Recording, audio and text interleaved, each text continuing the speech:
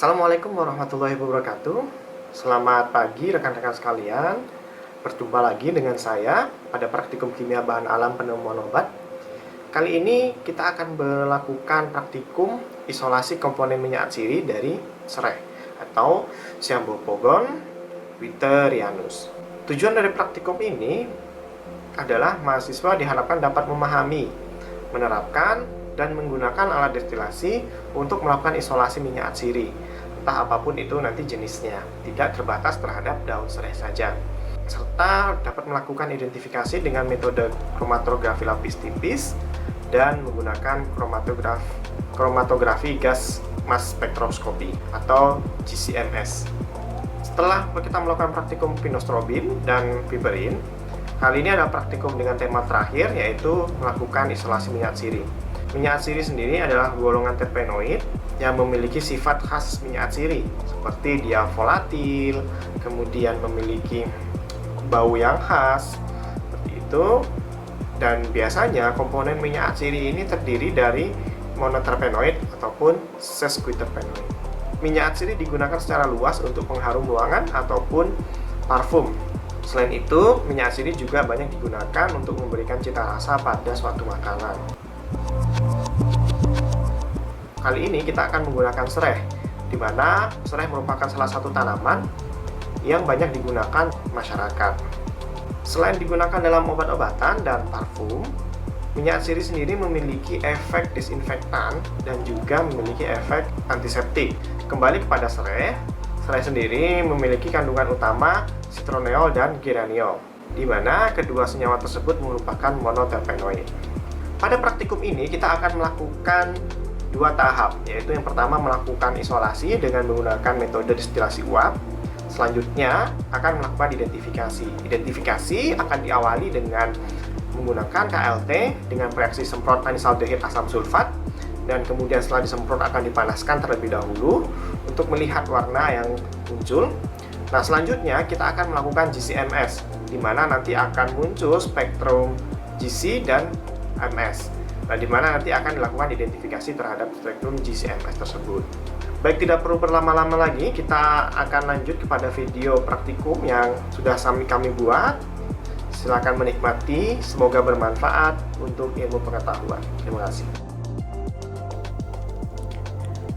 Praktikum isolasi minyak atsiri dari tanaman serai tentunya dapat kita awali dengan memilih serai yang terbaik. Salah satu jenis serai yang terbaik untuk dicari atau diambil minyak atsirinya adalah serai wangi. Setelah panen, kita juga perlu melakukan pembersihan. Nah, pada waktu panen ini kita harus memilih waktu yang tepat, yaitu pada saat kadar air di dalam tanaman tersebut cukup sedikit. Bisa pada saat tidak turun hujan atau pada saat musim kering. Tujuannya adalah untuk mendapatkan minyak atsiri yang lebih banyak. Setelah itu, serai kemudian dipotong-potong, karena dengan dipotong-potong ini akan membantu proses isolasi minyak atsiri. Kita dapat lihat pada gambar minyak atsiri yang dipotong-potong sesuai dan seragam sebelum dilakukan destilasi uap.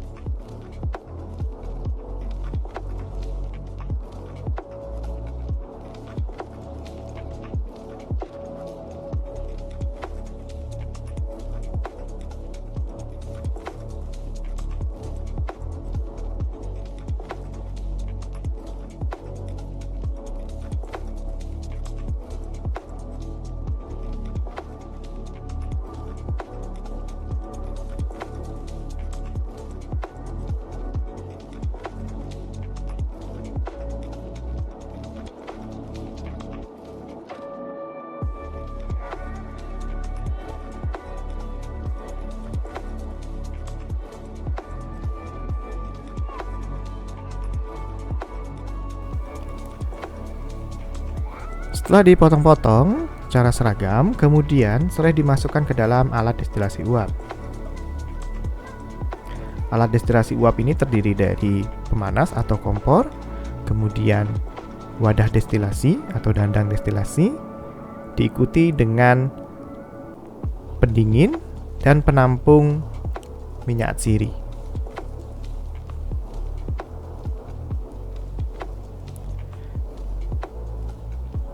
Semua serai yang telah dipotong-potong tadi dimasukkan ke dalam dandang untuk isolasi.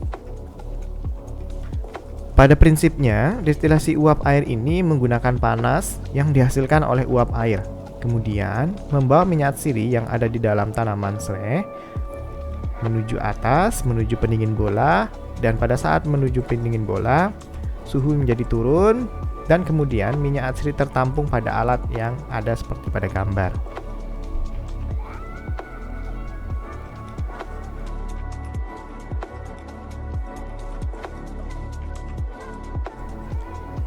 Proses pendinginan dilakukan dengan menggunakan aliran air yang kemudian kita masukkan ke dalam pendingin bola yang selalu terus mengalir sehingga suhu dalam pendingin bola tetap terjaga di bawah suhu 25 derajat Celcius. Setelah beberapa saat kita dapat melihat bagaimana uap air kemudian membawa minyak atsiri dan kemudian minyak atsiri tertampung pada alat yang telah sedemikian rupa dibuat.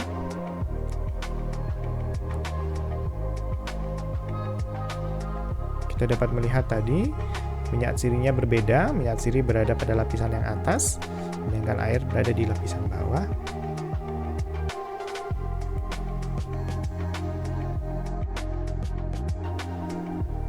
Pada gambar kita dapat melihat bagaimana uap air kemudian naik menuju pendingin bola, kemudian jatuh kembali dan ditampung pada alat penampung minyak atsiri.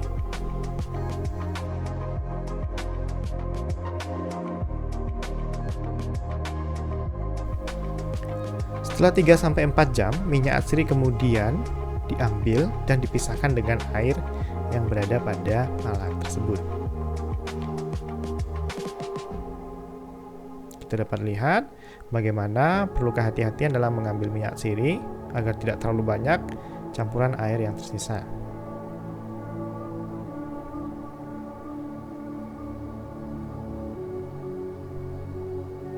Kita dapat lihat ya, masih ada air yang tersisa di dalam pengambilan minyak atsiri. Jika masih tercampur dengan air, maka dapat dihilangkan dengan menambahkan natrium sulfat anhidrat. Penambahan natrium sulfat anhidrat ini akan menyerap air yang masih tersisa dan kemudian kita dapat mengambil minyak atsiri yang sudah terbebas dari air dan siap dilakukan identifikasi.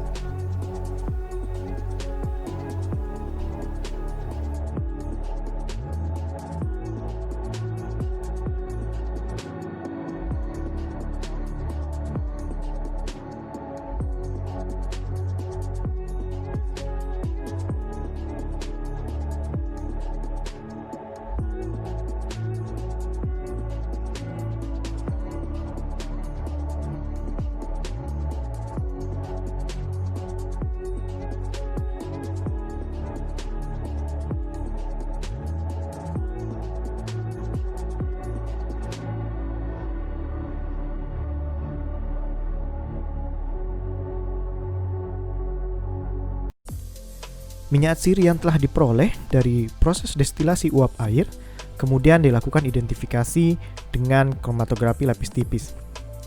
Di sini menggunakan citronella sebagai salah satu pembanding dari minyak atsiri tersebut.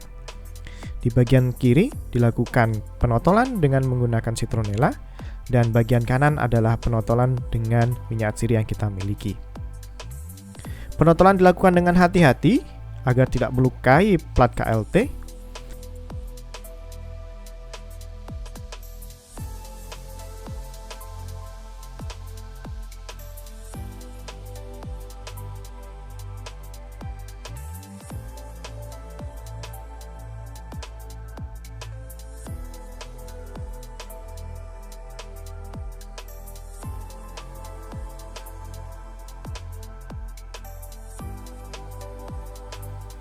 Kita dapat lihat setelah penotolan selesai, kemudian dilakukan penyemprotan dengan reaksi anisaldehid asam sulfat untuk melihat senyawa terpenoid atau terpen.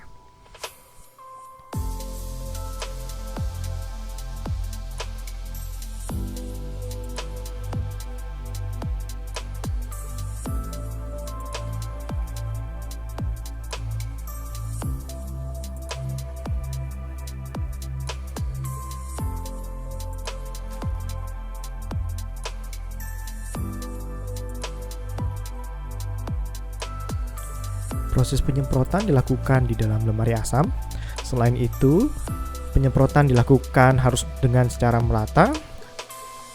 Kita dapat lihat seluruh bagian plat harus terkena dan dipastikan dapat bereaksi dengan anisaldehid dan asam sulfat. Setelah terlihat rata, maka plat KLT didiamkan sejenak. Kita dapat lihat pada video belum terjadi reaksi apapun, karena pada saat ini belum terjadi reaksi yang sempurna. Untuk menyempurnakan reaksi, maka diperlukan pemanasan.